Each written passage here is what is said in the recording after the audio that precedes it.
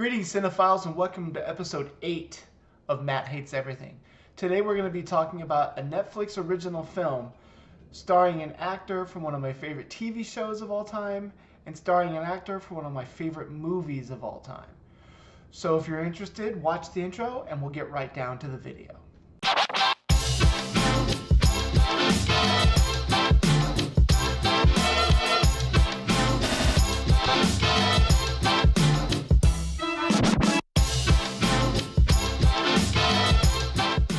Okay, so today we're going to be talking about the Netflix original Triple Frontier.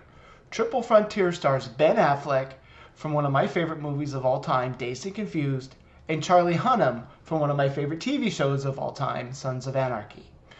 Triple Frontier is a film about a group of ex-army buddies, ex-contractor buddies who put together a mission to go to South America to do some recon on a drug lord. The Pope, the leader of the team, gets everybody together and says, all we're going to do is we're going to go down there, check some stuff out, turn the information over to the government, turn the information over to the police force, and let them handle it.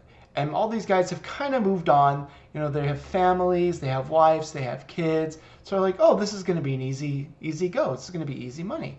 So they get down there and they do their little scouting mission. And then Pope, the leader of the group of guys, says, hey, guess what? This is not really why I brought you down here. The real reason that I brought you down here is so that we can kill this guy and steal all his money. Whoa, talk about a game changer. And after some convincing, Pope manages to talk the rest of the team into going along with this because, like I said, they have families and they're all in desperate need of money. And we're not talking small amounts of money here. We're talking 750 million. That's possible what they could pull in. So they go and they decide that they're going to just go in their wreck shop, murder everybody, steal the money, which kind of goes off without a hitch for the most part. And they get greedy. Originally they were gonna take a smaller amount, and Ben Affleck's character Redfly decides that no, we're taking it all. So they have this perfectly laid out plan. We're talking like A-team perfect here. They have the helicopter and they get this big net and they put $750 million in this net. And the pilot, Catfish, is like, there's no way that I can get this over the Andes Mountains because right on the other side of the mountains is where the boat is that's waiting for them so they can get away. So their greed eventually causes the helicopter to crash. They have all this money and a mountain range to get over. So basically the next good half hour, 45 minutes or so of the movie is them trying to figure out how they're going to get this money back to civilization so they can protect themselves. And we're going to kind of leave it there because I still like to have a small spoiler warning that's going to happen later. And it'll all make sense when that does transpire. Now, so the movie itself was probably the best Netflix original film that I've seen. And the story about how it became a Netflix original is actually pretty interesting. Because originally the movie was put into production in 2010. And it was supposed to star Tom Hanks and Johnny Depp. And unfortunately, they weren't able to get all their cars in a row because other projects and things got in the way.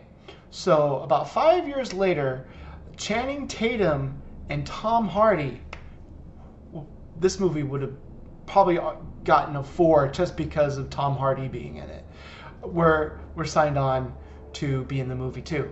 And once again, scheduling conflicts happened and the movie was put on the shelf. And then in 2018, Netflix bought the rights, went back to Ben Affleck and his brother Casey Affleck and says, look, we really want to make this movie and we want you guys to be in it. So production starts. Casey Affleck, once again, has to drop out to scheduling conflicts. And the movie gets made with Charlie Hunnam playing the character that Casey Affleck was originally supposed to play. Ta-da! We have a film. So I'm going to go ahead and give you my review and my score here on a scale of 1 to 5. This is going to be higher rated than probably what a lot of you actually expected. I'm going to give this movie a 3.5. And then I'm going to take a 0.5 away and make it a 3 because there is way too much Metallica in the soundtrack.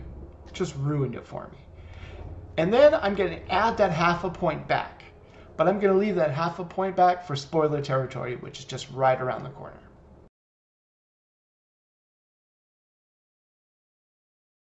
Okay, now that we're fully into spoiler territory here, the movie gets that extra 0.5 to make it a grand total score of 3.5. Any movie where a young kid snipes Ben Affleck in the head and kills him out in the middle of nowhere is definitely worth half a point. So we're going to wrap it up here. I want to say thanks to everybody for watching. I promise to start making these videos more often. I have some really neat stuff coming up. Looking at you, Dave Maggot. And so in the immortal words of my favorite YouTuber of all time, Mr. Sunnyside, a peace.